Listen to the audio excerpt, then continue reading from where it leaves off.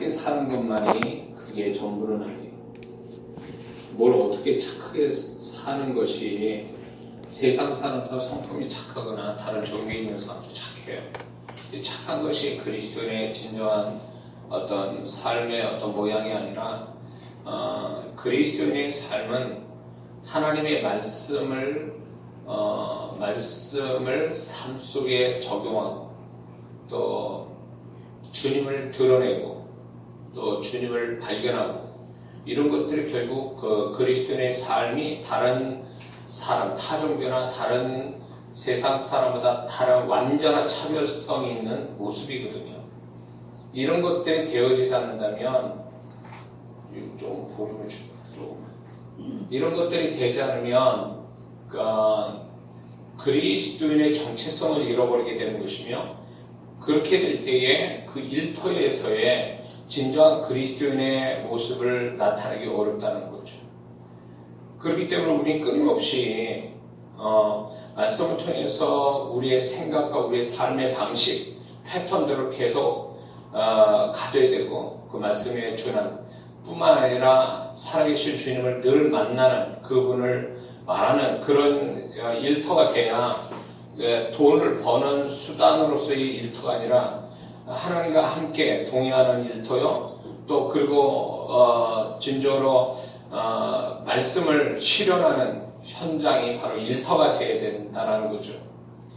그러기 위해서 이제 우리가 성경 안에서의 일터를 가진 사람들, 하나님의 사람들의 모습을 통해서 오늘 우리가 살아가는 일터의 내 모습하고 어떻게 다른지 또 우리는 무엇을 배워야 되고 하나님은 우리에게 어떤 일터 그리스도인이 되기를 바라신지를 오늘 13번째는 이 다윗의 일터를 한번 살펴보려고 합니다. 자, 다윗은 한마디로 말하면 굉장히 어려운 일터 현장을 가지고 있다는 것을 우리가 알 수가 있습니다. 그 한 4가지 정도를 좀 살펴보면 첫 번째는 다윗은 굉장히 어렸습니다. 어렸다는 거죠. 만 20세가 안 됐다는 거죠. 이스라엘의 만 20세가 돼야 성인으로 취급받는데 지금 사무엘이 사울에게 들킬 각오하고 지금 2세, 다윗의 아버지 2세의 집에 갑니다. 하나님 명을 받고.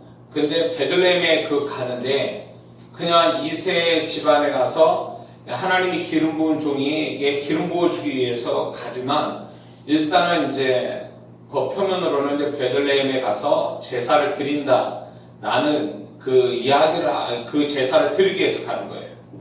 그런 속에서 이제 하나님이 기름 부은 종을 기름 붓기 위해서 이제 그 속에 진정한 이유는 거기에 이제 목적은 근데 이제 사무엘이 베들레헴에 가서 제사를 드려서 베들레헴의 장로들과 함께 제사를 드리러 갔는데 2세의 아들들을 불렀습니다.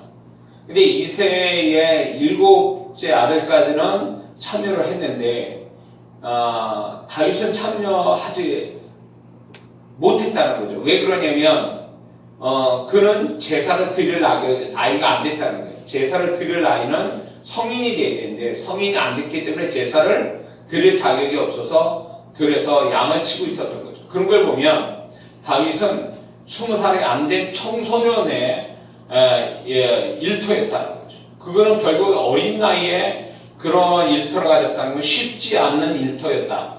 어린 나이에 그 일을 하기는 쉽지 않은 일터였다라는 것을 우리는 알 수가 있는 거죠.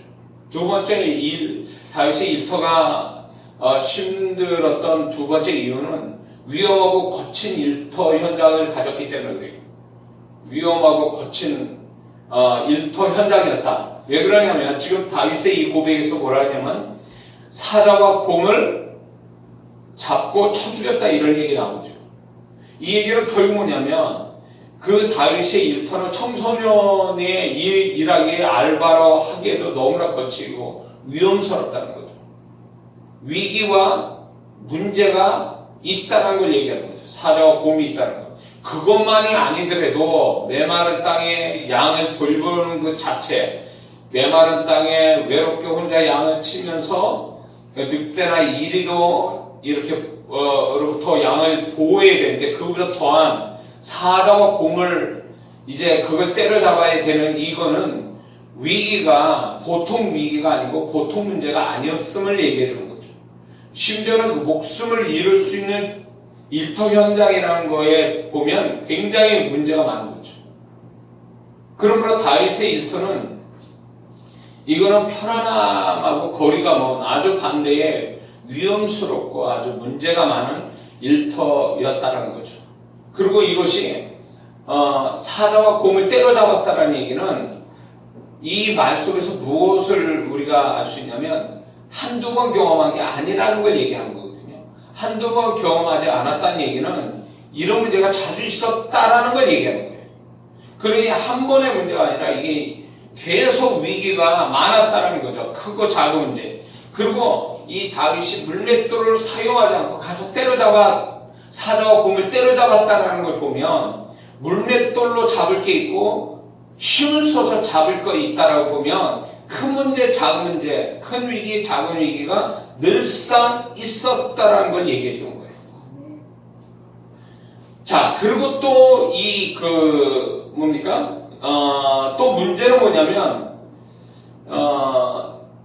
다윗은 8번째 막내 아들이었기 때문에 아버지가 사장이, 지금으로 말하면 아버지가 사장인데 다윗이 8번째 막내였으니까 가장 직원 중에 말단 직원이었다는 거죠. 굉장히 말단 직원이요. 어리고 말단 직원의 위험스러운 일터를 가지고 있죠. 근데 이제 네 번째가 이제 더 우리가 생각해 볼 게 뭐냐면 다윗이 어려운 환경이라는 일터 현장이라는 걸 알 수 있는 것은 이 사자나 곰을 때려잡은 걸 누가 알았냐 이거예요. 누구도 봐준 사람 없고 도와준 사람 없었다. 라는 것을 보면 굉장히 외로운 일터 현장이었다는 걸 얘기하는 거예요. 누가 그런 사자나 곰을 잡고 이래야 늑대를 잡는 데 있어서 누가 와서 도와줬다는 구조도 없다는 거죠. 다윗이 얘기하지 않으면 그 일터를 누가 하나 이렇게 돌아보지 않는 일터였다는 거죠. 굉장히 외롭고 힘든 일터 현장이죠. 그리고 만약 다윗이 이것을 말하지 않았다, 부모나 형제한테 말하지 않았다는 걸 어떻게 하냐면 만약에 사자나 곰을 때려잡는 이야기를 가서 아버지나 형들한테 얘기했으면 그 부모가 진짜 이 다윗이 주워온 자식이 아닌 이상, 바깥에서 데려온 형제가 아닌 이상에 그 자기 막내 동생이 사자와 곰에 먹힐 수도 있는데 거기다 내보낸다? 양을 치라고? 그건 부모가 아니고 형제는 아니죠. 요셉이 아니란 말이에요. 이 집안은. 그런 거 보면은 지금 다윗이 이 경험, 물맷돌로 죽이는 일이나 늑대를 잡는 것 뿐만 아니라 사자나 곰을 때려잡았다는 거 보면 이 일이 빈번하게 있었다는 얘기요. 이거를 얘기하지 않았기 때문에 다윗은 이 경험을 계속하고 있었다는 거예요. 그러니까 다윗이 어떤 면에서 보면 굉장히 자기가 위험에 처해질 수 있고 힘든데도 그거를 얘기하지 않음으로 인해서 홀로 그걸 다 겪고 있었다는 것에 대해서 다윗은 굉장히 어렵고 힘든 일터를 가지고 있었다라는 것과 함께 이런 걸 보면 다윗이 이런 일터를 우리가 지금 오늘날 우리가 생각해 볼 때 만약에 이런 일터를 가지는 사람이 있다면 어떤 사람이 이 일터를 계속 가지고 있겠냐 거죠. 이런 일을 누가 계속 하겠느냐는 거죠. 당대하려 때려치겠죠. 일터가 이쯤 되면 좀 그만둬야 마땅한 거죠. 그런데 다윗은 그만두지 않고 이런 일터가 계속 결국은 다윗을 축복으로 만드는 현장이 되었다는 겁니다. 아주 아이러니한 거죠. 가장 축복하고 가장 힘든 일터가 결국 다윗을 축복하기 위해 있었다는 거예요. 장래를 축복하는 하나의 발판이 됐다는 거죠. 다윗이 만약에 양측이 아니었으면 어떻게 그런 일을 벌어졌겠어요? 골리앗을 죽이는 이 사건, 골리앗을 상대하는 담대함. 지금 골리앗 상대하기 위해서 사울에게 뭐라고 얘기합니까? 뭐라고 얘기해요? 사자와 곰을 때려잡았다 이런 얘기를 해요.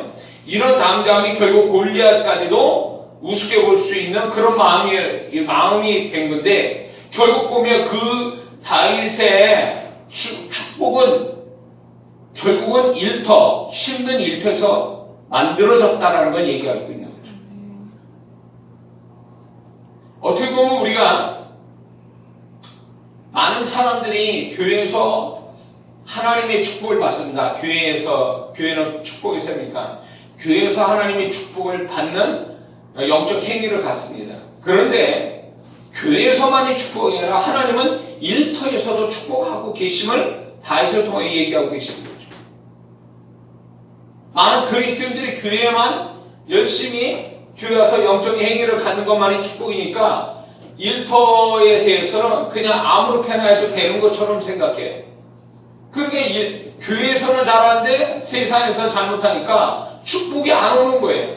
세상에서 축복이 안 온다 이거예요. 열심히도 하지 않고 힘들면 피해 다니고 도망 다니고 요름 피고 핑계대고 그렇게 하니 세상에서 무슨 축복을 받겠냐 말이에요. 일터에서 어떻게 축복받습니까?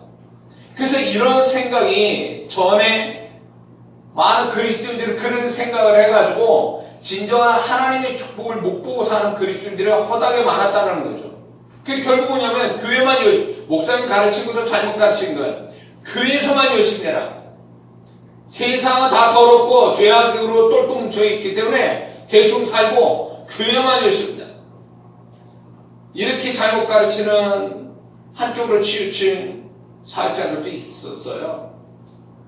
근데 그리스도인이면 축복이 교회에서도 그렇게 열심히 해서 하나님의 축복을 만들고 일터에서 그리스도인다운 일터 그리스도인으로 살아가서 일터로 통한 축복도 반드시 이루어내야 되는 것이 진정으로 일터에서 수고하는 그리스도인의 삶이 되어야 될 줄 믿습니다.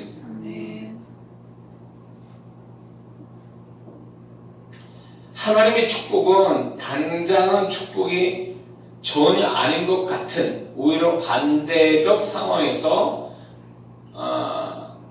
어떻게 보면 고통의 현장에서 축복이 만들어진다고 볼 수 있어요. 다윗의 이 축복은요 결국 편한 데서 만들어진 게 아니라 굉장히 힘들고 어려운 척박한 일터 현장에서 그 축복이 시작됐다라는 거죠. 그러므로 많은 그리스도인들이 하나님 나는 인도함 받아서 이 직장을 하는데 나는 맨날 이렇게 악한 사람들과 맨날 눈물 흘리고 힘든 이렇게 일터 현장을 가지고 내가 언제까지 살아야 됩니까? 이런 거 말하는 사람이 있어요. 틀린 말은 아닐 거예요. 왜 하나님 인도하시면 좋은 데고 호하하는 데를 가야지 왜 이렇게 하나님이 인도해놓고 나를 이렇게 힘들게 하는 데로 인도했습니까? 말할 수 있어요. 근데 그 순간만큼은 그게 잘못된 것처럼 보이지만 사실 하나님께 그 장래를 위해서 어쩔 수 없이 거쳐가야 될 것들에 대하여 하나님은 통과하게끔 인도하시거든요. 다윗의 고백이 시편 23편에도 내가 사망의 음침한 골짜기를 다닐지라도 그분은 나의 목자시니 내가 부족함이 없다는데 그분이 사망의 음침한 골짜기를 인도했다는 거예요. 하나님이 인도함이 그럴 수 있다라는 거예요. 그게 인도함이 분명하다면 하나님을 의심해서는 안 된다는 거죠. 그런 고통의 현장에서 하나님이 그 고통의 현장에서 끝나면 축복의 현장으로 이끌어가는 하나의 발판이 될 수 있는데 많은 그리스도인들이 하나님이 인도하심 아니라고 생각하는 거죠. 왜? 하나님이 인도하심 받으면 굉장히 기분 좋고 나를 이렇게 좋게 생각해주고 그리고 좋은 일들을 막 팍팍 생겨야 그 현장이 좋은 곳인데 전혀 반대, 다윗과 같이 편안치 않고 위험이 있고 문제가 있고 위기가 있고 이런 속에서 맨날 고민하고 이렇게 하는 거에 대해서 이건 아닌 것 같다라고 생각한다면 그건 오산이라는 거죠.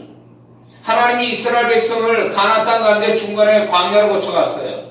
광야가 어떻게 보면 하나님이 약속한 땅하고 전혀 다른 반대적 상황이었다는 거죠.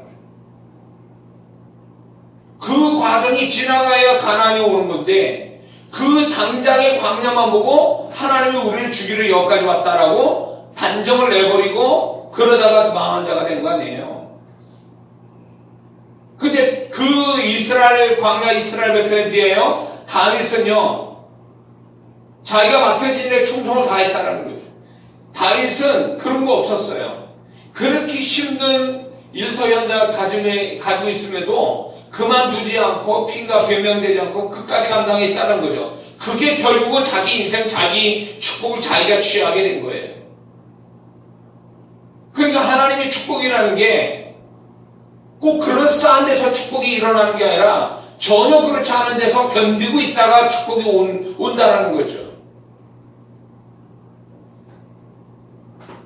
저의 경우로 봐도 하나님 평택을 그렇게 떠나고 싶어도 못 떠나고 지금까지 이렇게 있는 것은 하나님의 인도하심이 나를 그쪽으로 인도하심이 분명했기 때문에 거기 있었던 거죠. 근데 그 인도하심을 분명히 받고 왔는데 정말 힘들었어요. 처음에 너무 힘들었어요. 왜 하나님이 인도하심이었다면 모든 게 순조롭고 잘 돼야 되는데 이 탈도 좀 많이 생겼어요. 제가 그때 스트레스 받아 속병 다 생기고 건강한 사람이 막 너무너무 심각했어요. 그때 자녀도 없었죠. 박 목사가 계속 유산하고 있었죠. 재정 어려웠죠. 부모님대로 난리를 치고 계셨죠. 도대체 된 게 하나도 없어. 상태는 점점 위험스럽게 흘러가고 있는 거예요. 그럴 때 다 그만두고 어떻게 하고 싶어도 내가 그걸 포기를 못했던 거는 하나님이 인도했다는 것 때문에 그런 거예요. 처음에. 그러면서도 이해가 안 되는 거예요. 하나님이 왜 인도하셨으면 내가 하나님께 잘못이 그렇게 치명적인 잘못된 잘못도 없는데 왜 나는 이렇게 살아야 되냐는 거지. 왜 나를 이런 현장으로 인도해서 내가 이렇게 과거에 경험하지 못한 힘든 매일매일 가슴 졸이며 살아가는 삶이 되어야 되냐는 거죠. 대답을 안 주시죠. 그게 10년을 넘었어요. 그러다가 하나님께서 나를 광야 1세대 같은 내 마음을 다 뜯어고치고 드디어 하나님께서 새로운 무장시켜서 나를 변화시켜서 드디어 이제 교회 바깥으로 내보냈을 때 거기서 이제 하나님 뜻이 알기 시작한 거죠. 그렇구나. 내가 그 세월에 그 고통의 어떤 힘든 그 현장을 견뎌낸 것이 결국 누군가에게 은혜 끼치고 어느 교회에 축복할 수 있는 통로자가 될 수 있었다는 거죠. 내가 그 과정이 없었다면 형편없는 정말로 주님이 볼 때도 어떻게 보면 불쾌한 사역자가 될 수도 있었는데 그 하나님이 인도하신 게 끝까지 원인이 뭔지 문제가 뭔지 하나님 뜻이 뭔지 끊임없이 고민하고 그렇게 보내왔던 시간들이 결국은 하나님이 새로운 축복을 만드는 계기가 됐다는 거죠. 다윗이라고 호호하면서 매일 양을 쳤겠냐 그 얘기예요. 그 외로운 혼자서 양을 치는데 그 축복한 땅에 아무도 없고 사람도 없고 양만 바라다 보며 사자와 늑대와 곰을 상대하는 그런 상황 속에서 다윗이 맨날 즐거웠겠냐 그 얘기예요. 그러나 그 고통의 시간들이 결국 다윗을 축복하고 있었잖아요. 그래서 그런 얘기가 있어요.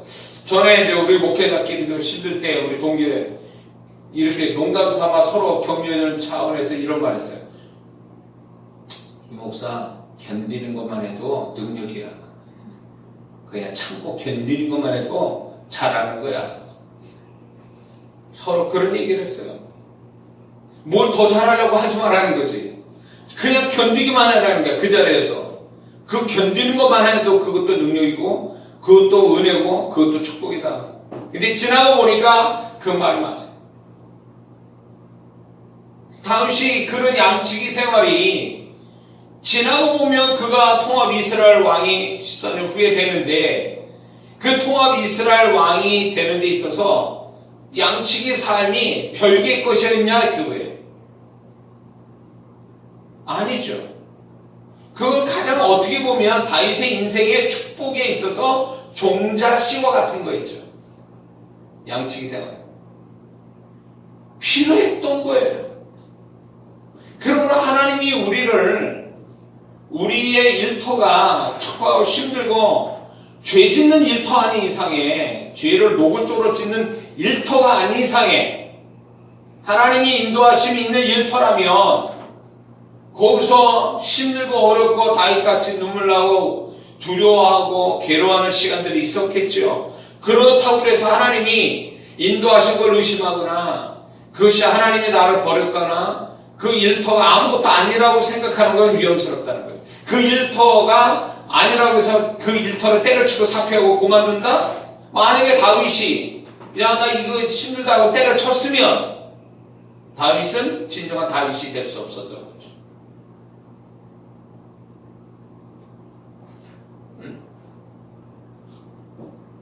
다윗이 힘들다 그만두었다면 이 골리앗을 죽이고 그 다음에 벌어질 일들은 안 일어난다는 거죠. 하나님이 계획했어도. 그러므로 이런 게 있습니다. 우리가 잠깐의 편안함이 장래의 축복을 소멸할 수 있어요. 내 잠깐의 편안함, 힘드니까 피해가고 도망가고 핑계대고 변명되고 요런 이 잠깐의 편안함이 결국 자기 장래를 깎아먹고 있는 거죠. 예수님이 우리의 구원을 위해서 쓸개탄 포도주를 안 드셨어요. 왜? 그 고통을 다 받기 위해서. 그분이 우리의 구세주예요. 그리고 주님이 너희는 나를 따라오너라 할 때 주님이 아버지가 이끄신 그 고통의 길도 피해가지 않게 요령 피지 않게 쓸개탄 포도주라는 건 마취제예요. 고통을 줄일 수 있는 거예요. 근데 그건 하나의 피해가는 어떤 요령과 같은 거거든. 근데 예수님은 그거를 거부했다는 얘기는 예수님은 아버지가 이끄신 그 삶을 그대로 다 받아들이고 싶고 다 경험되기 원하고 그 고통 100% 다 하나님이 아버지가 허락한 고통을 다 받으려고 하셨다라는 것이 그분의 뜻이었기 때문에 우리가 주님이 너희는 나를 따라오너라 할 때 이거예요. 내가 너를 이끌었으면 그 이끈 데서 네가 다 경험하고 다 받으라는 거예요. 고통도 눈물도 외로움도 고독도 슬픔도 그게 하나님 뜻이라는 거예요. 그게 나를 따라오는 진정한 제자의 삶이라고 얘기해 주시는 거죠. 일터가 그런 데 아니에요. 일터가 치열하고 문제가 있고 위기가 있고 그런 것들이 있는 현장에서 거기서 쓸개탄 포도주를 마시는 것 같은 그런 사람이 된다면 온전한 하나님 뜻도 아니고 하나님 영광도 될 수 없다라는 거죠. 응? 그래서 다윗은 어떻게 보면 예수님을 닮았어요. 예수님이 쓸개탄 포도주를 안 마시는 것 같이 그 고통을 다 받으시는 것처럼 다윗도 자기에게 맡겨진 것이기 때문에 피하지 않고 계속 그거를 다 감당했다라는 거예요. 아버지한테 얘기해서 안 할 수도 있어요. 형들한테 얘기해서 안 할 수도 있어요. 그러나 다윗은 자기에게 맡겨진 거에 대해서 피해가지 않고 다 감당이 했기 때문에 결국은 다윗의 축복이 진행될 수밖에 없었던 거죠.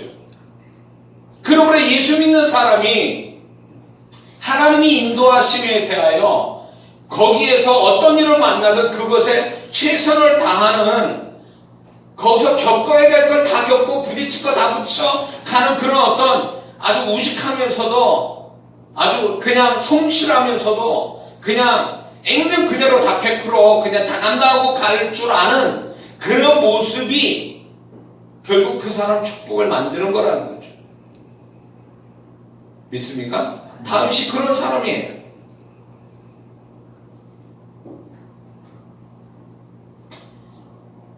우리가 우리의 일터가 재밌는 건 아니에요. 보면은 하나님의 사람들도 그 일터가 재밌는 일터가 없었어요. 그러니까 오늘날 그리스도인들이 이런 게 있어요. 너무 느낌으로 가려고 하고 감정적으로 가려고 해요. 어떻게 하면 좋은 거, 기분 좋은 거, 그리고 자기한테 좀 뭔가 어떤 좋은 느낌을 주는 것들에 대하여 긍정적 느낌의 그런 거에 더 관심 갖고 그거를 좀 더 그것이 하나님이 인도하심일 거다라고 하는 이 착각에 빠지는 그리스도인들이 있어요.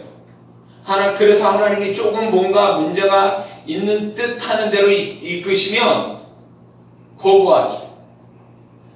안 가려고 그래요. 결국 그러면 그 사람은 당장은 편할지 몰라도 하나님이 인도하심을 거부했기 때문에 그 사람은 결국은 그 다음에 그 일터를 통한 그 다음에 축복은 다윗 같은 그 다음에 축복은 없는 거죠. 적어도 하나님이 이장한 목사를 여기까지 이끄시는데 내가 요령을 피고 만약에 하나님이 인도하심에 요령을 피고 살았으면 지금 이런 하나님이 영광 받으시는 내가 뭔가를 하는 사람은 못 됐을 거예요. 근데 그냥 제 성격을 아시고 주님도 그냥 이거다 그러면 그냥 그것만 보고 그냥 끝장을 보려고 하는 죽이 되든 밥이 되든 그걸로 그냥 끝까지 가는 데까지 간다라는 이런 마음에 부딪혀서라도 가고 기어서라도 간다라는 이 마음이 결국 하나님이 그나마 그래도 내가 이렇게 하나님 앞에 이런 존재가 되고 또 하나님 위한 또 여러 가지 일들을 또 해낼 수 있지 않은가 생각이 드는 거죠. 그러므로 다윗은 그냥 우직하게 그냥 말단직군으로서 아버지가 시키니까 요령 피지 않고 자기가 위험해도 그런 거 표 안 내고 다 감당이 된 거죠. 그러니까 그게 결국은 어떻게 보면 참 지금 시대로 보면 참 무식한 거죠. 무식한 거예요. 소위 말해서 요령 필 줄도 모르고 그리고 약삭 빠르지도 못하고 자기를 위하지도 않고 그냥 우직하게 부딪혀서 갈 거를 그냥 부딪혀 가는 그런 모습이 지금 시대로 보면 바보 같고 멍청이 같고 그게 미련해 보이지만 하나님의 사람은 그렇게 가야만이 결국은 하나님이 계획하신 또 하나님의 계획하신 그 길을 걸어갈 수 있다는 거죠. 그 방향으로 갈 수 있다는 거예요. 그러므로 우리는 이 다윗을 통해서 우리의 일터가 어떻게 됐든 간에 중요한 것은 일터 현장이 얼마나 힘드냐 어렵냐가 중요한 것보다도 내가 그 속에서 다윗같이 우직하게 감당할 거 다 감당하고 있느냐의 문제예요.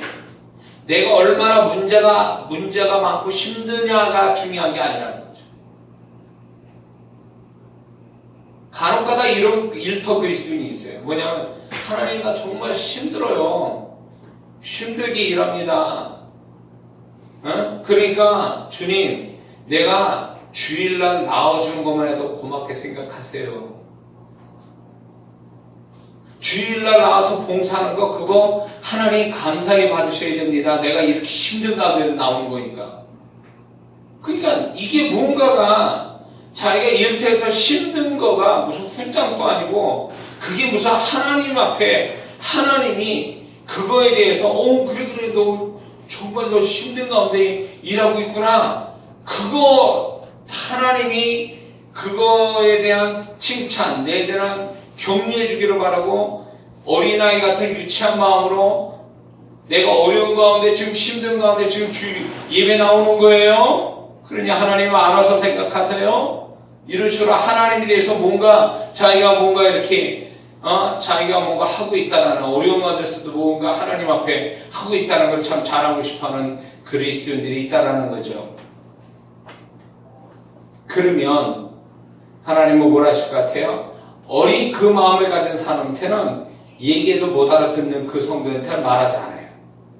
그냥 그래 너 애쓴다. 그 가운데서도 교회 나오니 참 잘하는구나. 이렇게밖에 얘기 안 하신다는 거죠. 그러나 성숙한 성도가 있다면 이런 얘기 하실 거예요. 너는 일터에서 그렇게 힘들고 어렵다는데 너 정말 잘하고 있니 너는? 그 일터에서? 응? 네 힘든 것만 생각하지 그 힘든 데서 정말 내가 기뻐하는 일터의 모습을 가지고 넌 그걸 감당하고 있니? 라고 물으신다는 거죠. 다윗은 그러고 있잖아요. 말단 직원에 8명의 형제 중에 막내예요. 20살도 안 된 청소년이에요. 근데 그 청소년이 사자가 곰을 늘 만나고 있어요. 이리와 늑대를 얼마나 많이 만났으면 그 물맷돌을 골리앗 이마박을 치는데 그게 정확하게 꽂힐 만큼에 얼마나 많이 연습하고 얼마나 많이 던졌으면 그렇게 정확하게 물맷돌이 날아갈 수 있냐 그 얘기예요. 그 얘기는 뭘까요? 얼마나 많이 연습하고 얼마나 많이 사자와 곰 이리와 늑대를 그걸 가지고 돌렸으면 그 정도의 실력이 나왔겠냐 그 얘기예요. 그러면 그 정도의 실력에서도 부모한테 얘기하지 않고 형한테 얘기 안 하고 그래도 자기가 감당하고 있다는 게 얼마나 대견스럽고 얼마나 그 다윗이 축복받을 만한 사람 아니에요? 멋있는 현장에서 멋있게 일을 해서 사람한테 칭찬받아야 그게 축복인 줄 아는데 아니요. 다윗처럼 알아주지도 않고 외롭고 힘든 거 그거 해결하냐고 사자와 공물 싸우냐고 목숨 내놔야 되는 그런 상황도 그런 속에서 그런 일터에서 열심히 하는 게 헛되지 않다는 거죠.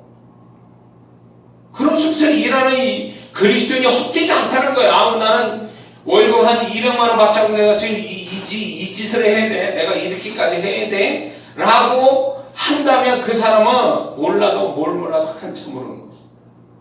돈 받자고 직장 다니는 거냐. 월급 받기 위해서 그런 일을 할 수밖에 없다고 생각하는 것은 세상 사람이 얘기하는 거지 그리스도인이 적어도 하나님이 인도한 일터에서 생각을 그렇게 하면 안 된다는 거죠.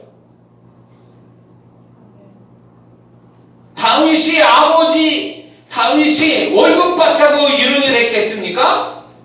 그건 아니거든. 월급 때문에 이렇게 고생하는 거예요? 이렇게 목숨을 담보로서 사자와 곰과 싸웠겠냐? 그 얘기예요. 뭔가 개념이 좀 뭔가 달리 있는 거죠. 진짜. 응? 만약에 내가 이 월급 받기 위해서 이렇게 일한다. 내가 어쩔 수 없이 일한다. 그 사람은 자기 스스로 수준을 낮추는 거죠. 그러면 하나님의 어떤 계획과 뜻하고는 상관이 없이 사는 거예요. 그 사람은. 하나님 앞에 월급 때문에 일하는 게 아니라 하나님이 이끌어주신 삶이고 현장이기 때문에 내가 여기서 하나님 기뻐하는 모습으로 최선을 다해서 이 직장을 나오더라도 내가 그 일터를 떠나더라도 후회 없고 하나님께 부끄럽지 않는 일터가 돼야 그 사람이 그 다음 축복으로 인도받는 거예요. 응? 고생한 것만 생각하고 자기가 거기에서 최선을 다한 거는 최선을 다하지 않고 고생한 것만 자기가 생각해서 여기 빠이빠이 그만둬야 되겠다 라는 생각 가지고 대충 일하고 세상 사람과 똑같은 같이 욕하고 사장 욕하고 회사 욕하고 그러면 그 사람은 결국 그 다음 축복은 이어갈 수가 없어요. 다윗이 만약에 그렇게 때쳐보세요. 아버지 나 일 못하겠어요. 그만 때려치고 싶어요. 내가 무슨 일 당한 줄 아세요? 오늘? 이러면서 다 때려쳤어. 그러면 다윗이 골리앗을 잡을 수 있겠습니까? 그 다음에 벌어질 그 다윗 자신의 인생의 축복이 있었겠냐? 그 얘기예요. 다윗의 축복은 결국 험악한 일터에서 그 축복이 만들어지기 시작한 거예요. 어디 기분 좋은 데서 학원 다니면서 어디에서 사사받아서 그 사람이 다윗이 잘된 사람이 아니라 다윗은 아주 누가 알아주지도 않는 척박한 일터 현장에서 맨날 위기와 문제 속에 목숨 내놓고 일하는 그 현장에서 축복이 만들어졌다는 얘기죠. 그러니까 하나님의 인도하심이 분명하다면 아주 거기서 아주 그냥 죽을 결심하고 거기서 최선을 다해야 그리고 다해서 그 일터를 떠난다 할지라도 후회가 없고 부끄럽지 않아야 그 사람은 그 다음에 하나님의 축복을 이어서 갈 자격이 되는 거죠. 할렐루야. 내가 이 월급 받자고 내가 이러는 거야 라고 하면서 자꾸 월급에 비추어서 그렇게 한다면 하나님이 장래에 더 큰 축복을 주려는데 자꾸 지금 뭐랄까 월급에만 자꾸 초점을 두게 된다면 그 사람은 그 이상의 축복은 얻기 어려워요. 다윗이 아버지한테 받은 어떤 혜택만을 생각하고 양을 쳤다면 그 사람이 어떻게 그 다음에 축복들이 이어졌겠어요? 안 이어지죠. 자, 다윗이 이런 어려운 일터 환경에서 그가 보여준 모습이 우리가 가져라 오늘 일터 그리스도인에게 아주 중요한 태도를 하나님 말씀합니다. 첫 번째는 그는 자기 일터에서 충성과 열심을 다했다는 거죠. 아버지의 충성을 다하고 열심을 다했어요. 그걸 어떻게 할 수 있습니까? 첫 번째는 그는 불평하지 않았습니다. 이런 상황에 아버지한테 나 못하겠습니다. 지금 사자가 이리가 막 난리를 치고 그래서 불평 안 했다는 거예요. 알리지도 않았다는 거죠. 그게 자기 일에 충성다하고 열심히 다했다는 거예요. 두 번째는 충성다하고 열심히 했다는 것을 어떻게 할 수 있냐면 그는 결코 아버지의 양을 손해나게 하지 않았다는 거죠. 사자가 곰한테 이렇게 발톱에 죽을 수도 있음을 불구하고 쫓아가서 그 입속에 있는 어린 양까지 뺏어와서 쳐 죽였다는 걸 보면 다윗이 얼마나 자기 재산이 아니잖아요. 자기는 직원에 치장하지 않아요. 그럼에도 불구하고 손해보게 하지 않았다라는 그것은 결국 뭐냐면 자기 일에 얼마나 열심히 하고 충성을 다했는 걸 알 수 있는 거죠. 그가 다윗이 될 수밖에 없는 것은 이런 태도에서 있는 거예요. 결국 어떤 환경인가가 중요한 게 아니라 어떤 태도를 가지고 살았냐가 중요한 거죠. 아멘 하세요? 아멘. 이거는 결국 무엇을 얘기하냐면 다윗이 종업원 의식이 아니라 주인 의식으로 일을 했다는 걸 증명하는 거예요. 종업원 의식, 주인 의식. 제가 낮 집회를 좀 늦게 마치는 경우가 굉장히 많았어요. 2시, 3시에도 마칠 때가 있어요. 그러면 3시쯤 가서 이제 점심을 먹어. 근데 그 3시가 지금 브레이크 타임이라고 해가지고 이제 크로스 하잖아요. 식당문을. 3시부터 5시까지는 장사합니다. 문을 딱 잠가놓고 그런 데가 있어요. 지금은 서양식으로. 그것도 잘하는 것 같아요. 근데 이제 주인이 돈 벌려고 브레이크 타임이 없어요. 그냥 3시쯤 가면 다 종업원들이 쉬어야 될 시간이에요, 사실은. 근데 나는 그때 점심 먹으러 가야 해. 누가 대접한다고 저 점심 먹으러 갑니다. 고깃집을. 그러면 딱 들어가면 벌써 종업원 인상이부터 다 인상이 아주 안 좋아. 자기도 쉬어야 되는데. 손님 왔다 이거지. 일하게 생겼다. 주인은 그래서 딱 달려오는 모습을 보면 저 사람이 주인이구나. 종업원은 딱 보여. 종업원은 인상 쓰고 오고 주인은 기분 좋게 달려오고. 왜 그럴까요? 주인은 돈 버니까. 종업원은 자기 돈 버는 게 아니니까. 이게 종업원과 주인의 차이죠. 그러니까 다윗이 아버지랑 그 사자 곰이 물고 갔어. 그러면 아버지 지금 사자와 곰이 양을 물고 갔어요 라고 말해도 그는 잘못한 게 없어요. 근데도 불구하고 그걸 목숨 걸고 가서 뺏어왔다는 얘기는 적어도 그는 종의 의식, 종업원이 아니라 주인의 의식으로 자기 일을 하고 있다는 거죠. 그것이 뭘 얘기하냐면 이 다윗은 굉장히 자기 일에 열심을 다하고 충성을 다했다는 거예요. 이게 다윗의 아주 좋은 어떤 태도고 결국 자기 자신의 축복을 받게 하는 것이라는 거죠. 두 번째는 다윗이 이런 험악한 일터에서 보여진 다윗의 두 번째 태도는 이겁니다. 다윗은 사장인 아버지에게 신임을 받았다는 거죠. 그러니까 양을 맡긴 거죠. 그렇죠?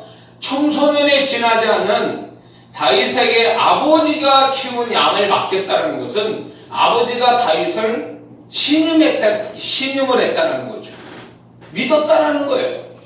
이게 중요한 문제가 왜 중요하냐면 우리의 일터가 저 사람이 얼마나 기술을 갖고 있고 능력이 있느냐가 중요한 게 아니라 저 사람이 얼마나 윗사람과 아랫사람이 신뢰를 받느냐가 중요한 거거든요. 그게 월급과 승리보다 더 중요한 문제거든요. 신뢰를 받는다. 같이 일하는 사람에게 신뢰를 받는다. 믿을 수 있는 사람으로 인정받는다는 것은 직장생활의 일터에서 성공이죠. 다윗은 그랬다는 거예요. 아버지가 7 형이 있는데도 다윗에게 양을 맡겼다는 것은 아버지가 그만큼 다윗을 믿었다는 얘기고, 이 믿는 것만큼 또 했다라는 것에 대해서 다윗은 그만큼 일에 있어서 충성을 다할 뿐만 아니라 그 일에 대해서 결국 윗사람한테 인정받는 사람이 됐다는 거죠. 제가 직장 선교할 때도 교회 다니는 거 자랑만 할 게 아니라 전도만 하지 말고 자기 일에 열심을 해라. 질 잘해야 된다. 자기 일을. 업무에 대해서. 맨날 못해가지고 맨날 찐밥 먹고, 소위 그거 맞죠. 야단 맞고, 쟤는 일을 하는 거야, 마는 거야. 이렇게 야단 맞는다면 교회 와서 열심히 기도하고 그게 무슨 의미가 있냐 말이에요. 자기 일터에서 업무도 제대로 할 줄 모르고 다른 사람을 패기치는 그런 사람이 된다면 그 사람이 무슨 일터 그리스도이냐 말이지. 신뢰를 못 받아. 신앙은 인정받는데 업무에 있어서, 일에 있어서 신뢰를 못 받는다면 이거는 치명적인 거 아니냐는 거지. 응? 이런 그리스도인이 허다하게 많아요. 지금은 어떤 분은 제가 그때 당시 직장 선교할 때는 그런 친구도 많았어요. 딱 어떤 일을 할 때, 이 일은 저 친구가 굉장히 잘해. 저 친구한테 맡겨야 돼. 라든가, 저 친구 빠지면 일이 잘 안 될 텐데. 라고 윗사람이나 아랫사람이 그렇게 인정해 준다면 그 사람은 성공한 거예요. 하나님이 바라는 일터 그리스도인이에요. 근데 일도 할 줄도 몰라. 그러면 그거 어디다 써먹냐고, 그게. 그러면 그 신뢰를 못 받는 그 사람이 어떻게 일터에서 성공하는 사람이 될 수 있냐, 그 얘기예요. 적어도 자기 일은 잘해야 될 거 아니냐는 거지. 그러면서 다윗은 아버지에게 신임을 받고 있는 아주 한 번만 이날만 양치게 한 게 아니라 늘 있어 왔다라는 거죠. 지금 사자가 곰을 잡았다, 이런 얘기 보면 늘 있어 왔던 일이에요. 그러니까 아버지가 양을 맡길 만큼의 그는 최선을 다하고 열심히 할 뿐만 아니라 신뢰를 받고 있다는 게 아주 중요한 문제죠. 일터 그리스도인은 얼마나 일을 잘하냐보다 얼마나 많은 사람들한테 인정받고 신뢰받느냐의 문제예요. 그래서 그 언어나 일에 처리하는 모든 것에 있어서 인정받는 것, 신뢰받는 것은 월급을 많이 받고 승진 잘하는 것보다 더 중요한 문제죠. 그 다음에 다윗은 이런 험악한 일터에서 보여준 세 번째 태도는 위기와 문제 앞에 두려워하지 않고 위기와 문제를 이겼다라는 게 중요한 거예요. 위기와 문제를 해결했다. 사자와 곰을 잡아야 될 수밖에 없고 물맷돌로 이리와 늑대를 잡을 수밖에 없는 위기와 문제가 있었어요. 그러나 그는 두려워하지 않고 피하지도 않고 그 문제와 부딪혀서 이겼다라는 거죠. 쳐 죽였다라는 걸 보면, 그렇기 때문에 일터 그리스도인의 그 다윗을 통해서 하나님이 우리에게 교훈하는 건 그런 거예요. 우리가 어떤 위기와 문제를 만났을 때 그걸 피해가고 도망가고 다른 사람한테 책임을 전가하는 게 아니라 그 문제를 끝까지 내가 감당해서 해결을 보는 그런 자세가 하나님이 바라시는 일터 그리스도인이라는 거죠. 그리고 우리에게 위기와 문제가 있다는 건 그만큼 또 해결할 수 있는 능력도 같이 주셨음을 믿어야 된다는 거죠. 다윗이 문제 해결 못했던 건 아니에요. 사자 곰이라는 위기가 있어도 결국 다윗이 이겼던 것처럼 하나님은 우리에게 문제를 주시지만 그 문제를 푸는 능력도 같이 주셨음을 믿어야 돼요. 그래서 위기와 문제를 만났을 때는 피하고 도망가고 남한테 전가하는 게 아니라 책임을 전가하는 게 아니라 내가 그것을 받아들여서 해결해 보는 데까지 가는 그 태도가 결국 장래에 자기가 자기 축복을 만나게 되는 비결이 되는 줄 믿습니다. 다윗의 태도가 좋은 게 이거죠. 네 번째는 다윗의 태도는 뭐냐면 물맷돌의 달인이었다는 거죠. 이 얘기는 뭐냐면 물맷돌의 달인이 됐다는 것은 결국 자기 자신의 일을 잘 감당할 수 있는 익숙한 무기를 가지고 있었다는 겁니다. 자기만의 익숙한 무기, 자기만의 비정한 무기. 그리고 자신에게 손해나게 하는 것, 일터의 문제를 일으키는 것들에 대해서 확실한 자신만의 대비책이 있었다는 걸 얘기하는 거예요. 물맷돌을 가져왔다는 것은. 그러므로 일터 그리스도인은요, 자기만의 물맷돌을 잘 다룰 줄 아는 달인이 되어야 돼요. 자기가 그 일을 잘할 수 있는 어떤 물맷돌의 달인처럼 자기만의 어떤 달인이 돼 있어야 돼요.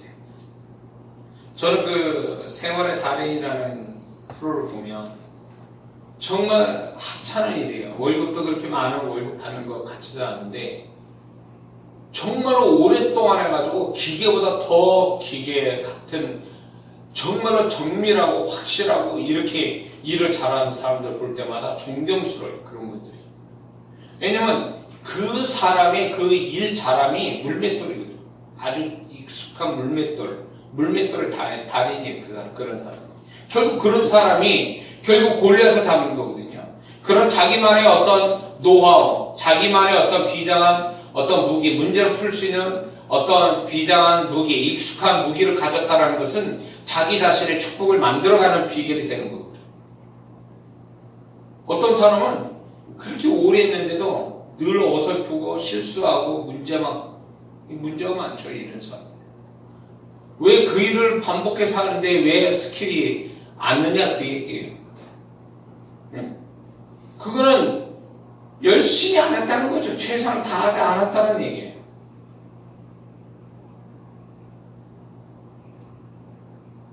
그 어떤 프로에서 보니까 놀라운 게 초밥을 만드는데 초밥을 딱 이렇게 손에 잡아서 밥을 딱 잡으면 그게 몇 번을 잡아도 똑같은 무게로 딱 잡힌다는 거예요. 그 밥이 매달리고 그게 몇 g인지 딱 알고 그거를 한 번만 아니라 여러 번 해도 똑같은 g수로 그 개수로 딱 잡는 그 초밥의 달인을 보면서 그 집이 또 대박이 났죠. 한 번은 저 사람 한번 초밥 먹고 싶다 그래 전화를 했더니 안 돼. 가지도 못하고 예약도 안 되고 살 수도 없고 사람들이 너무 많아져. 한 번은 저런 사람이 초밥을 만들면 가서 돈 주고 먹을 수도 있겠다. 그래서 했더니 안 돼. 워낙 방송 당하고 그 집이 대박이 났어요. 뭐예요? 그 사람이 물맷돌이 그게. 물맷돌을 달인이 된 거예요. 그 사람이 다윗의 물맷돌 달인이 그 사람이라는 거예요. 그러니까 자기만의 노하우가 있는 거죠. 자기만의 아주 익숙한 무기를 가지고 있는 거죠. 다윗이 그랬단 말이에요. 그걸로 다윗의 인생이 풀려가는 거죠.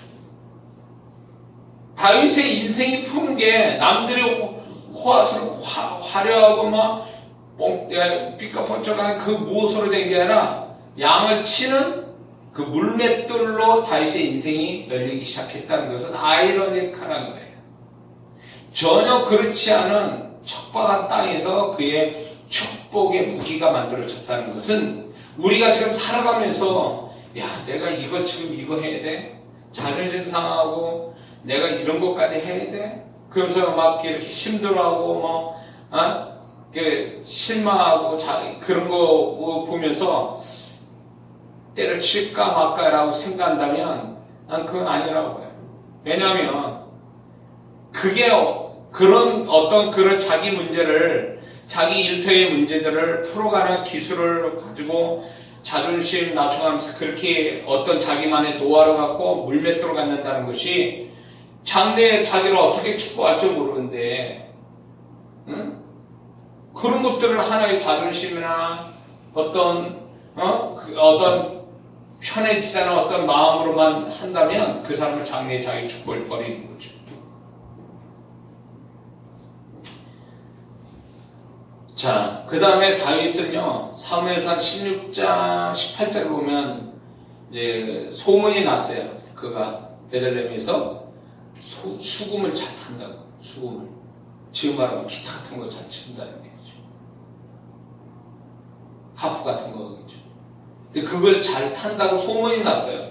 그럼 이게 다윗이 이 정말 힘들고 어려운 일터 현장에서 수금을 잘 탄다는 게 무엇을 얘기할까요? 할 때 이 두 가지 의미가 있어요. 그거는 다윗은 시간을 낭비하지 않았다는 걸 얘기하는 거예요. 그가 수금을 잘 탔다는 거예요. 물맷돌을 잘 던지는 거와 이 수금을 잘 탄다는 거는 두 가지 달인이 된 건데, 이것이 다윗이 그 시간들을 자기가 양을 치는 가운데 그 시간들을 낭비하지 않고 잘 썼다라는 증거예요. 이게 달인이 됐다는 것은.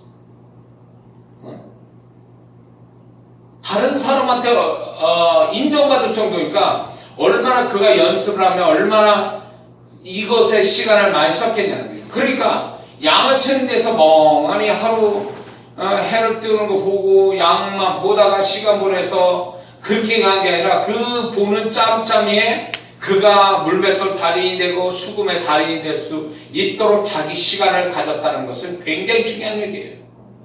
시간을 잘 썼다는 얘기죠. 우리 아들놈한테 너무 군대가 편해가지고요. 좀 있으면 3주 후에 이제 여기에 나가고 또 6주 후에 나왔다가 6주 후에 6박 7일 나왔다가 3주 후에 또 6박 7일 또 나온대. 와, 진짜 나 누가 그랬나? 목사님 기도를 너무 세게 해가지고 지금 이렇게 됐다고 그랬는데, 아니요, 우리 교인들이 너무 세게 기도해 줬어요.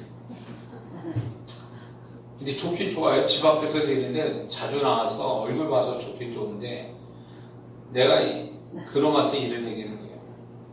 하나님이 너 편하자고 편하게 만들고 거기 있게 하셨겠느냐?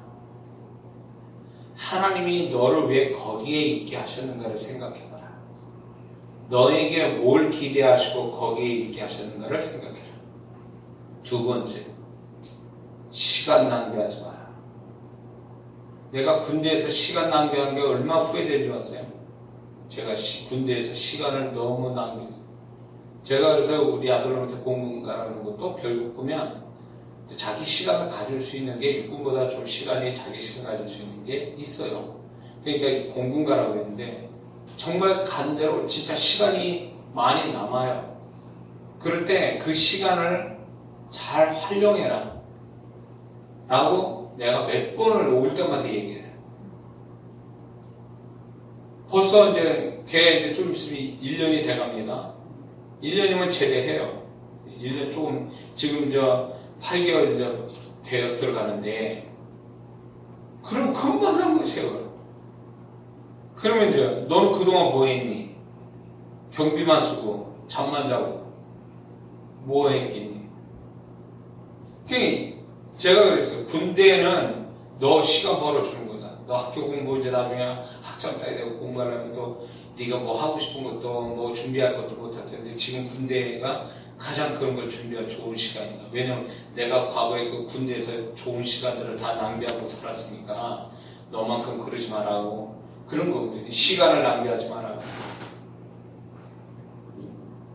시간 낭비. 저는 뒤돌아보면 두 가지 후회를 해요. 첫 번째는 제일 먼저 기도를 많이 안 한 거 후회하고, 두 번째는 시간 낭비한 거 후회하고.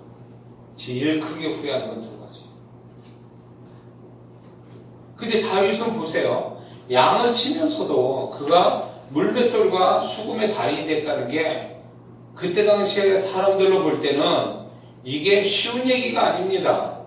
골리앗은 정확하게 물맷돌을 줄 수 있고, 그 동네에 소문이 나서 왕 앞에까지 가서 수금을 탈 정도면 이 다윗이 얼마나 잘했는가를 알 수 있는 거예요. 그게 하루아침에 만들어졌겠냐는 거죠. 얼마나 많은 시간을 여기다 할애했으면. 그렇다고 해서 양치기를 허술한 한 것도 아니에요. 그러니까 얼마나 시간을 아껴 잘 썼느냐는 게 문제죠. 두 번째는요, 이 수금을 잘 탔다는 것은 결국 수금의 달인이 됐다는 건 이거예요. 또 하나가, 그는 척박한 어떻게 보면 외로운 양치기 생활을 하는 데 있어서 자기 내면을 풍성하게 하는 그 무언가를 가지고 있었다라는 거죠.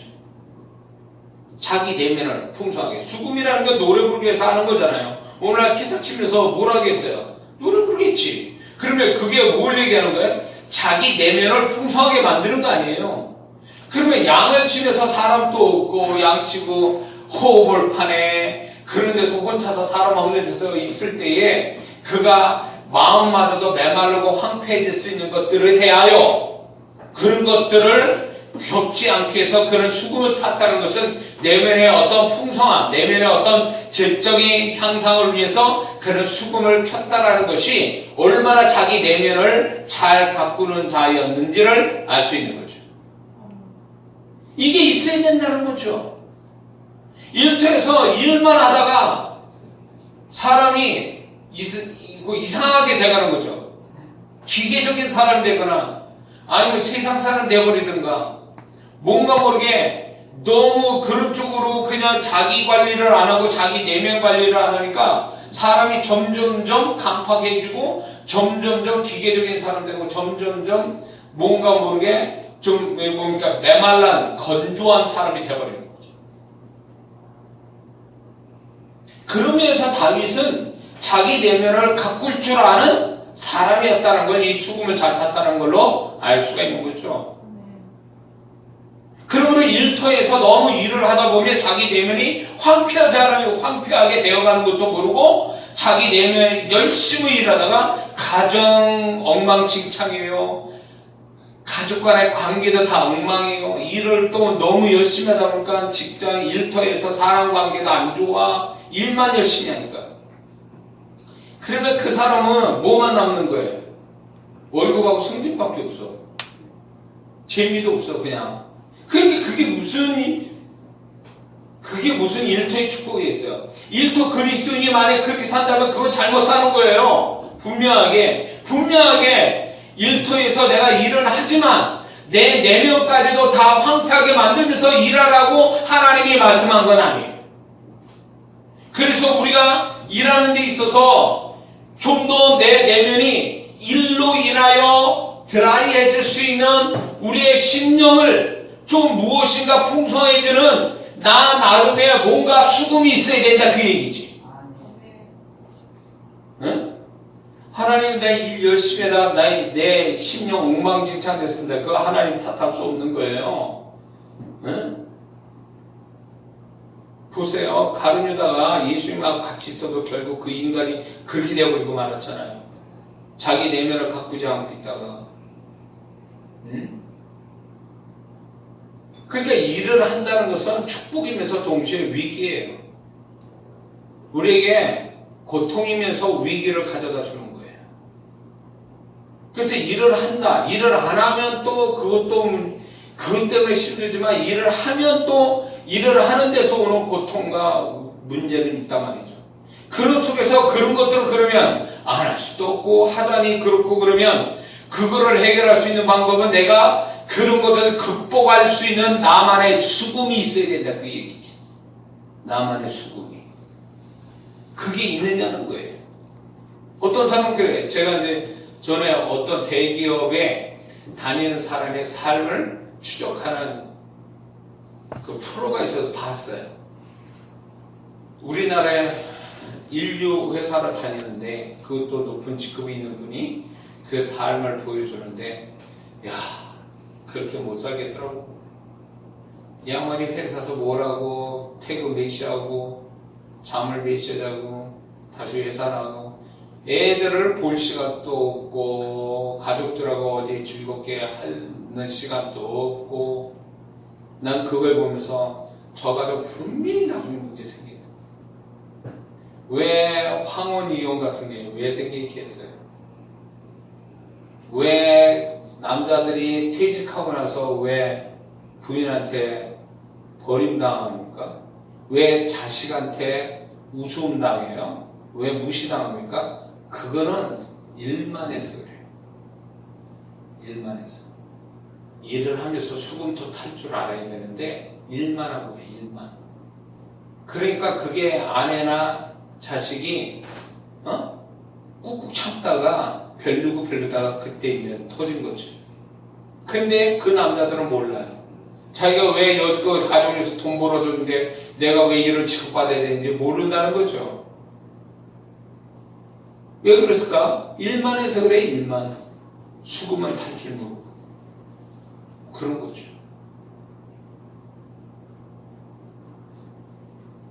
제가 사역을 할 때 진짜 막 정신없이 사역을 몸이 막 이제 어떻게 진짜 어떻게 될 정도로 사역을 한참 40대 할 때에 제가 그때 하나님 주신 생각이 뭔지 아세요? 사역만 하지 말라. 사역만 하지 말라. 전에 목회 처음 할 때도 목회 너무 열심히 하다 보니까 병날 정도라니까 나하고 박 목사 사이가 안 좋았었어요. 그때 그 경험이 나중에 이제 제가 집회를 너무 많이 하고 다닐 때 하나님이 사역만 하지 마라. 그래서 균형을 잡는 걸 가르쳐 주고 그래서 가족들. 그래서 제가요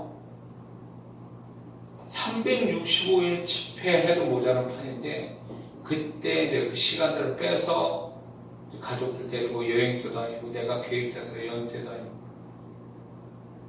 그러고 다녔어요.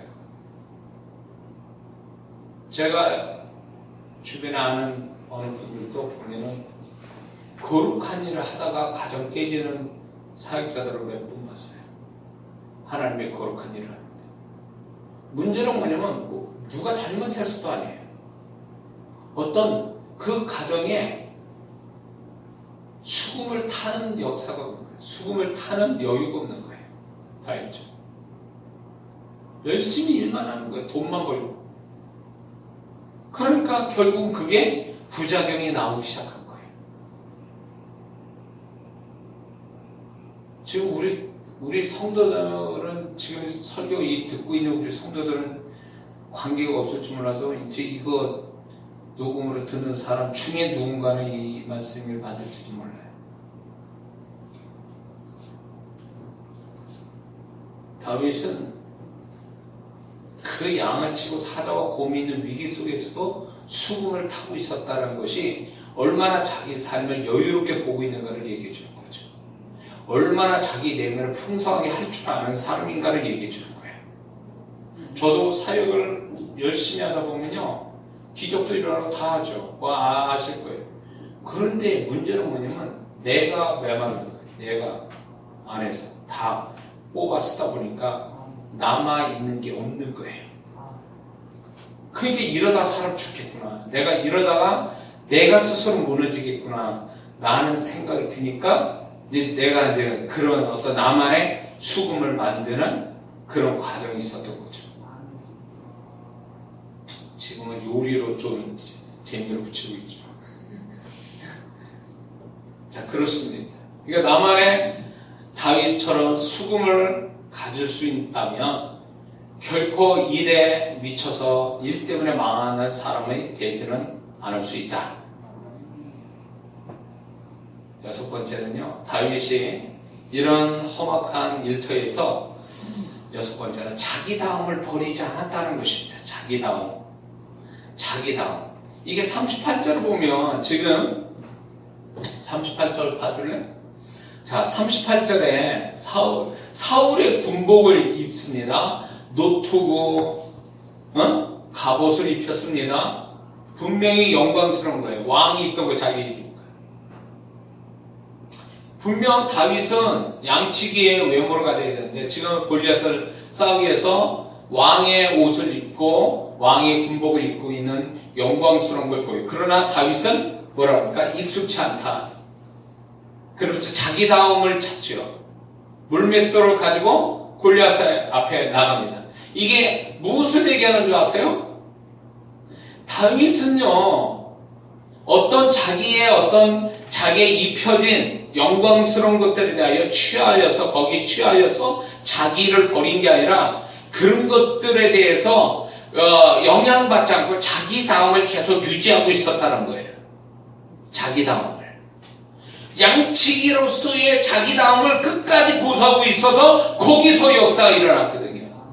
그거는 무슨 얘기냐면 이 다윗이 왕 앞에 서게 되고 왕의 옷을 입게 되는 영광스러움이 있으면 거기에 맞춰서 좀 자기가 폼 잡을 수도 있는데 다윗은 그러지 않았다는 거죠. 오늘날 우리가 이걸 우리에게 비춰볼 때 일터에서 자기가 조금만 나아지고 뭔가 좀 되어지면 자기다움을 버려요. 자기의 겸손을 버려요. 뭐가 된 것처럼 착각해요. 그래서 자기 다움이 없어져 버려요. 그러다 망하는 거예요.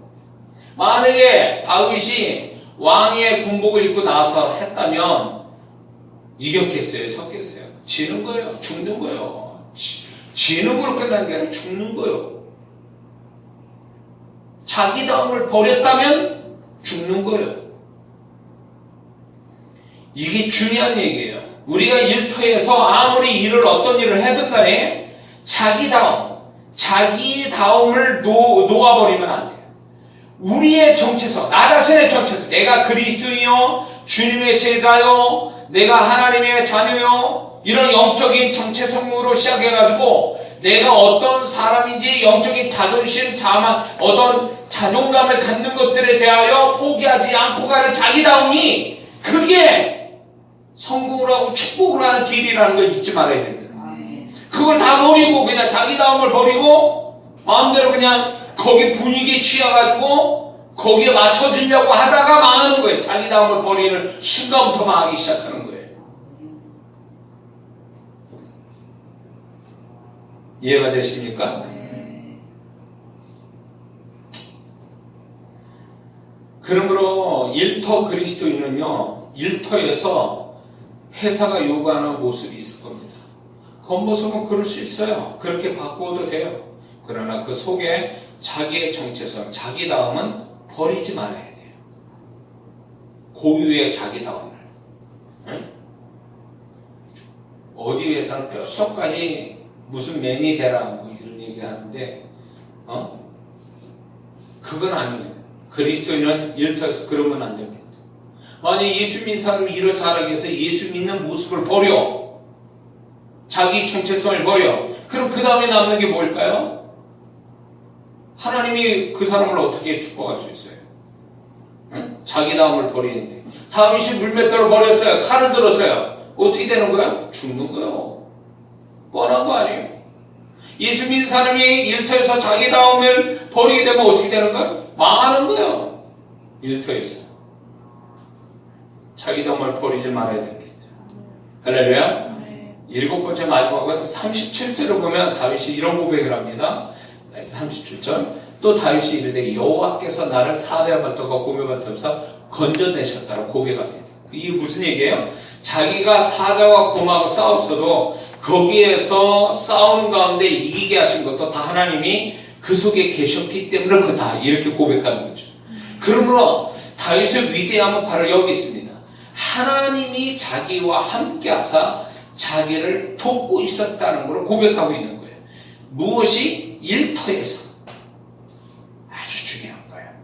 일터에서 다윗은 무엇을 확신하고 있었냐면, 또 확신하고 경험하고 있었냐면 하나님이 자기와 함께하여 돕고 계셨다는 것을 확신하고 경험하고 있었다는 겁니다. 이게 다윗이 될 수 있는 아주 중요한 다윗의 태도죠. 이게 우리가 필요하다는 거예요. 오늘날 내가 사자와 곰을 만나는 문제와 위기 속에서도 하나님이 거기에 함께하사 나를 도와 내가 그것을 이기고 해결할 수 있음에 대하여 우리는 고백하고 찬양하고 하나님 앞에, 그래야 진정한 일터 그리스도인의 축복이 있게 된 줄 믿습니다. 근데 다윗이 이런 말을 안 했다 치면 내가 사자와 곰을 다 이겼는데 이렇게 얘기할 수도 있는 거예요. 그러면 그런 마음으로 나가면 어찌 될까요? 죽는 거예요. 어떻게 이겨요? 골리앗의 이마박에 그게 꽂힌다라는 게 자기가 기술이 있다지만 꽂혀서 죽을 수 있냐 이거예요. 꽂힐 수는 있어도 죽일 수는 없어요. 꽂혀서 죽게 하는 것은 하나님이 하셨다, 그 얘기죠. 그렇기 때문에 무엇을 하든 우리가 일터를 할 때 좋은 일이 생기면, 무엇인가 해결되면 그게 하나님의 도우심이 함께해서 하나님이 도왔다고 말을 해야지, 내가 해서 이렇게 나왔다라고 얘기하면 하나님 영광, 자기가 도적질하는 것이 되는 거예요. 그런 사람이 무슨 축복이 되겠냐, 그 얘기예요.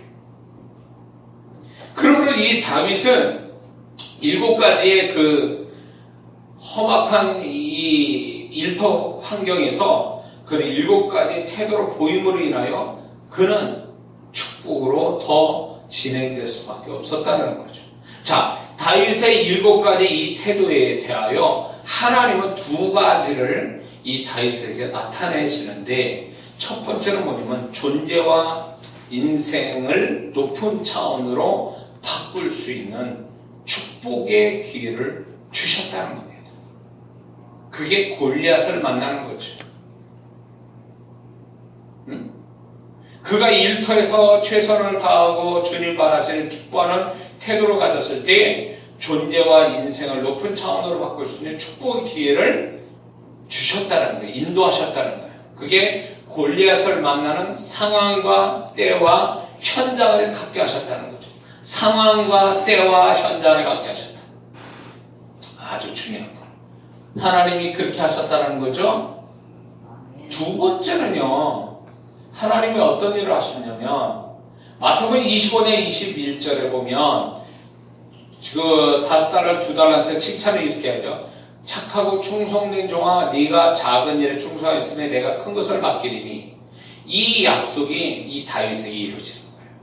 작은 것, 양을 치는 작은 것에 충성을 다했더니 큰 것을 맡기시는. 그래서 다윗은 양치기에서 군대의 장이 되고 더 나아가서 사울의 사위가 되는, 그리고 유대의 왕이 됐다, 이스라엘 왕이 되는, 이런 어떤 큰 것을 하나님이 맡겨주시는 축복을 다윗이 받게 됐다는 거죠. 이건 하나님이 하신 거예요. 골리앗을 만나는 거와 그가 더 큰 것을 취하게 될 수 있었던 것은 결국 하나님이 하신 거지. 그가 바랬던 것도 아니요, 그가 기도한 것도 아니요, 그가 노력으로 된 게 아니라는 거죠. 이거는 이 일터에서 열심을 낸 다윗의 태도에 하나님이 축복하신 것이 됐다는 거죠. 그러므로 여기서 우리가 알아야 될 게 뭐냐면, 다윗이 양치기의 그 작은 일이 결코 작은 일이 아니라 큰 것으로 가는 발판이 됐다는 것을 잊지 말아야 됩니다. 그러므로 우리가 우리 일터에서, 매일매일 일터에서 열심으로 수고하는 것들이 작은 일일진데, 그 작은 일이 작은 게 아니라 큰 것으로 가는 하나의 디딤돌이고 발판이 된다는 걸 잊지 말아야 돼요. 그래서 다윗과 같은 7가지의 태도를 가지고 우리가 살아간다면 그 일터는 하나님이 기뻐하는 일터요, 그 사람은 반드시 더 나은 일터로 이동이 되는 축복이 온다는 걸 잊지 말아야 될 줄 믿습니다. 우리 주 오신 성도들이 다 그러기를 주의 이름으로 축원합니다. 기도하겠습니다.